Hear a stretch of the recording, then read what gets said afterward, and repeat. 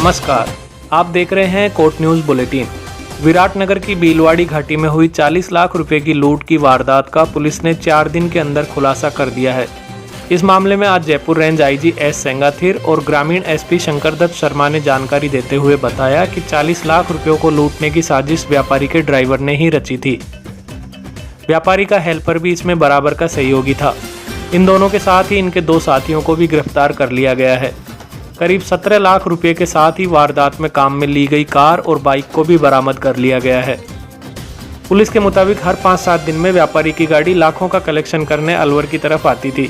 हर trip पर driver जनक ही होता था। जनक ने अपने साथ हेल्पर अर्जुन को मिलाया और इन दोनों ने जयपुर की ही नंदपुरी के अमन गुजर को लाखों रुपए के कलेक्शन होने की बात बताई। अमन ने अपने साथियों रोहित जाट, कुलदीप सिंह, हेमेंद्र और उमेश को मिलाया। सारे लोग बाइक और कार से 18 जून को अलवर पहुंचे। वहां बाइक खड़ी कर अल्टो कार में सवार हुए और विराटनगर तक व्यापारी की कार का पीछा किया। यहां बीलवाड़ी घाटी में सुनसान इलाका देखकर लूट को अंजाम दिया। जांच के लिए गठित टीम में Kotputli DSP Dinesh Yadav, SHO Narendra Kumar, Paniala SHO Hitesh Sharma, Viratnagar SHO Rajendra Singh Rathore और स्पेशल टीम के हेमराज मीणा भी शामिल थे। सिर्फ 4 दिन में इस वारदात के खुलासे पर कोट न्यूज़ पूरी पुलिस टीम को बधाई देता है।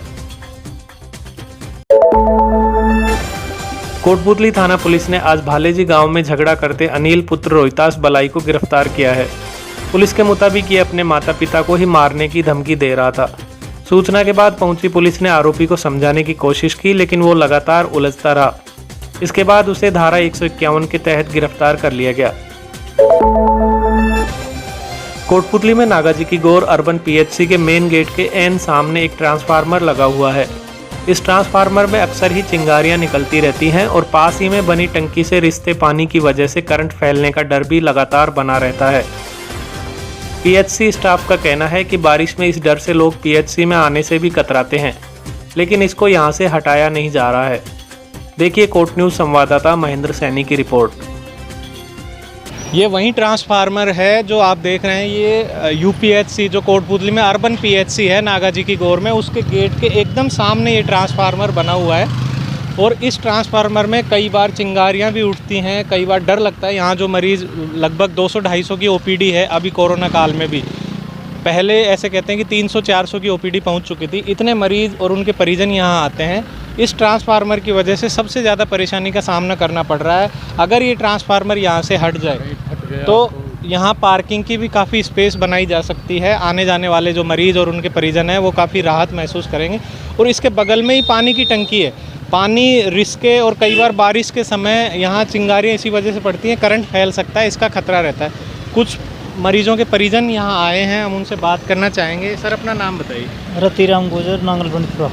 तो आप यहाँ दिखाने आए इस ट्रांसफार्मर से, आप कह रहे थे कि काफ़ी दिक्कत का सामना करना पड़ता है। और क्या हर चीज़ की यहाँ पे बाइक वगैरह भी साधन नहीं लगा सकते, उनके भी आग लग सकती है। पेट्रोल की गाड़ियाँ होती है, चिंगारी पकड़ सकती है। और इसमें चिंगारियाँ उठने से हर चीज़ की परेशानी है। आग भी लग सकती है, अंदर तक भी जा सकती है आँच। अभी 2-3 दिन पहले ही एक स्टोरी आई थी रघुनाथपुरा गांव से कि 11,000 केवी की जो 11 केवी की लाइन थी वो बच्चे के छू जाने से काफ़ी बच्चे को डैमेज भी हुआ था उसके हाथ पाँव में। उसी तरह का खतरा यहाँ भी हो सकता है। तो आप इसी डिस्पेंसरी में काम करते हैं? सफाई कर्मी हूँ मैं। और यहाँ कभी कभी चिंगारी भी उठती हैं और ये नज़दीक टंकी भी है पानी की। दोबारा से बताइए कि आप क्या समस्या क्या देखते हैं? समस्या चिंगारी उठती है यहाँ पर, कभी कभी पटाखे छूटते हैं, फायरिंग होती है। और ये पास में टंकी भी है। अच्छा, सफाई कर्मी हूँ। यानी कुल मिला के आप यहाँ सफाई कर्मी? हाँ, सफाई कर्मी हूँ मैं यहाँ। तो आपका तो रोजाना का काम है? रोजाना काम है। तो देखा आपने, अंदर जो मेल नर्स फर्स्ट हैं लालचंद जी, उन्होंने भी बताया। आप खुद सुनिए उन्होंने क्या बताया कि कितनी परेशानी आ रही है इसके सामने से। हमने 2-3 बार अवगत भी करा दिया, बिजली विभाग के इंसाफ को भी करा दिया, मौखिक भी करा दिया। रिटर्न में हमने इसलिए नहीं दिया कि डिपार्टमेंट ही रिटर्न में दे देंगे, हमारे पास बजट नहीं है इतना। तो उसके लिए वो फिर एस्टिमेट बनाएंगे। छोटी पीएससी है, नई पीएससी खुली है, इसके लिए भी बजट का प्रावधान है नहीं, तो वो उस तरीके से ले लेंगे। इसमें हमारे गेट के पास में आपने देखा होगा चारों तरफ जो है ना तान लगी, ये साधन खड़े हो जाते हैं, पेशेंट वहाँ खड़े रहते हैं, कभी भी बहुत बड़ा हादसा हो सकता है। इसको जो है ना बिजली विभाग से भी निवेदन है और आपसे भी जो है ना इसको साइड में, हमारी बिल्डिंग के साइड में, किसी दूसरी की जगह नहीं है, हमारी बिल्डिंग के 15 फीट उसी साइड में लगाना है इसको, तो वहाँ मोटरसाइकिलों के लिए भी जगह भी हो जाएगी और कभी भी कोई बड़ा हादसा भी नहीं होगा।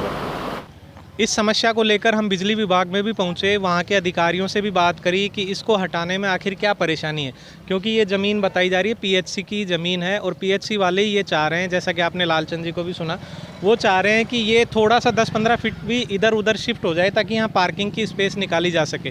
बिजली अधिकारी की आप सुनिए कि वो क्या कहते हैं। संबंधित अगर हमारे पास आवेदन करेंगे तो हम उसका एस्टीमेट बना करके जो है उनको देंगे, वो शिफ्टिंग चार्जेस जमा होने के बाद जो है शिफ्टिंग की कार्रवाई कर दी जाएगी। कोर्ट न्यूज़ पर आपने विस्तार से देखा कि इस ट्रांसफार्मर की वजह से अर्बन पीएचसी में आने वाले मरीजों और यहाँ के स्टाफ को कितनी दिक्कतों का सामना करना पड़ रहा है।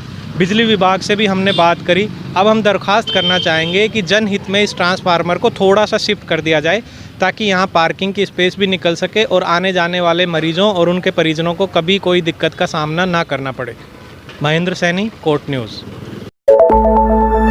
नई Yamaha FZS V3 VS6 engine के साथ जो देता है आपको 150 सीसी की जबरदस्त ताकत और सेगमेंट का बेहतरीन माइलेज। ABS टेक्नोलॉजी के साथ dual disc brakes, stylish LED headlamps और भी बहुत कुछ। Yamaha FZS, the lord of the streets. Test ride के लिए आज ही पधारे। Shriji motors, Putli road, NH8, Kotputli.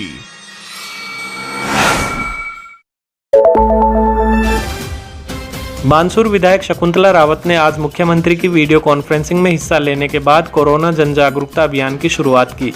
इस दौरान विधायक ने अधिकारियों को आमजन की परेशानियों पर फौरन फैसला कर निराकरण के निर्देश भी दिए।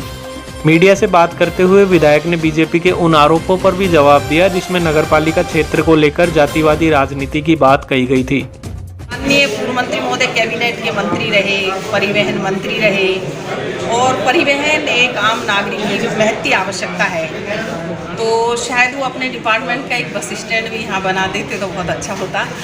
और जो उन्होंने कहा है कि नगर पालिका 4th श्रेणी की दी है, तो शायद मेरे जहाँ तक मैं ज्ञान रखती हूँ, हो सकता है मुझसे इंटेलिजेंट होंगे, लेकिन जब नगर पालिकाएँ खुलती हैं तो वो जनसंख्या के आधार पे खोली जाती हैं और जनसंख्या के आधार पे जब भी नई कोई नगर पालिका बनती है तो वो 4th श्रेणी की बनती है। लॉकडाउन के दौरान पोस्टपोन की गई बोर्ड की परीक्षाएं दोबारा से शुरू हो चुकी हैं। पहला पेपर 18 जून को हो चुका है, आज दूसरा पेपर था। विराटनगर में परीक्षाओं के लिए खास तैयारियां की गई हैं। परीक्षा सेंटर्स पर बच्चों के हाथ धुलाने के लिए साबुन और सैनिटाइजर की व्यवस्था की गई है। वहीं बच्चों को मास्क के साथ ही प्रवेश दिया जा रहा है। स्कूलों के दरवाजों पर ही सबकी स्क्रीनिंग कर तापमान भी मापा जा रहा है। परीक्षा हॉल के अंदर भी सोशल डिस्टेंसिंग के साथ ही बैठाया जा रहा है। लॉकडाउन की वजह से जो एग्ज़ाम स्थगित हो गई थी, अब दोबारा से है जो सरकार ने वो चालू कर दी है। पहले यहाँ पर है जो वो सेंटर बना हुआ था, पंचायत सेंटर, उसको बंद करके और पूरे सेंटर को है जो सैनिटाइज करवा दिया गया है। इसके साथ ही अब एग्ज़ाम के लिए जो बच्चे आ रहे हैं उनको सोशल डिस्टेंसिंग के हिसाब से बिठाया जा रहा है और बच्चों के आते ही है वो साबुन रखे हुए हैं, साबुन से हाथ धोते हैं। आज 12वीं क्लास का भूगोल का पेपर था। छात्र छात्राओं ने बताया कि लॉकडाउन के दौरान पढ़ने के लिए काफ़ी समय मिल गया, इस वजह से पेपर काफ़ी अच्छा गया है। बहुत अच्छा पेपर हुआ, हार्ड भी नहीं था और अच्छा था। लॉकडाउन में अच्छी तैयारी की थी हमने। लॉकडाउन की छुट्टियों को हम वैसे नहीं बिताए, इसके अंदर हम खूब जम के पढ़ाई की है और हमारा ज्योग्राफी का जो पेपर है बहुत अच्छा हुआ है। पेपर अच्छा गया है। अखिल भारतीय गुर्जर महासंघ ने बानसूर ब्लॉक अध्यक्ष के पद पर शेर सिंह गुर्जर की नियुक्ति की है। गुर्जर ने बताया कि संघ के राष्ट्रीय अध्यक्ष रविशंकर धावाई ने ये नियुक्ति की है।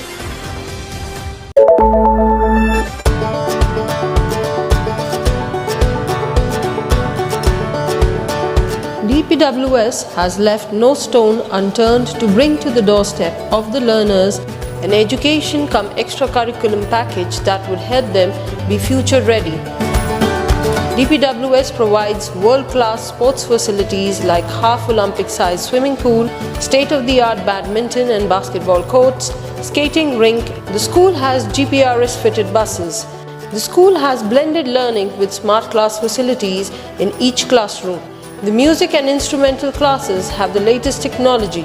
Children are taught guitar, congo, tabla, harmonium, and the list is endless. The art and craft classes help the children develop imagination and dexterity. The staff is highly experienced and well qualified to teach and impart knowledge to the 21st century learners.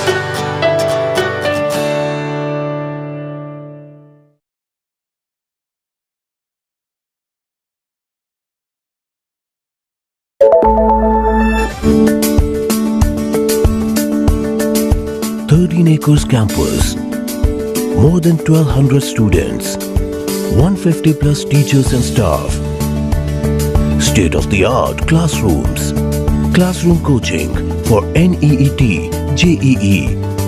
My aim of life is to become a nuclear scientist. Activity room. I will join the army. Art room.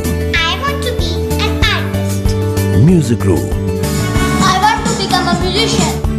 Modernized laboratories, dedicated cricket stadium and 4 practice pitches, fully air-conditioned girls and boys hostel, 23 buses for day scholars adjacent to NCR.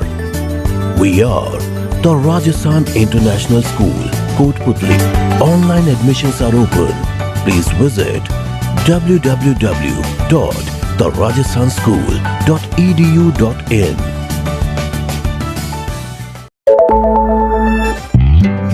ताज़ा तरीन updates के लिए हमारे Facebook page को like और follow कर लें। साथ ही यूट्यूब पर कोट न्यूज़ चैनल को सब्सक्राइब कर लें। वीडियो को लाइक करना भी न भूलें। फिलहाल के लिए इतना ही। नमस्कार।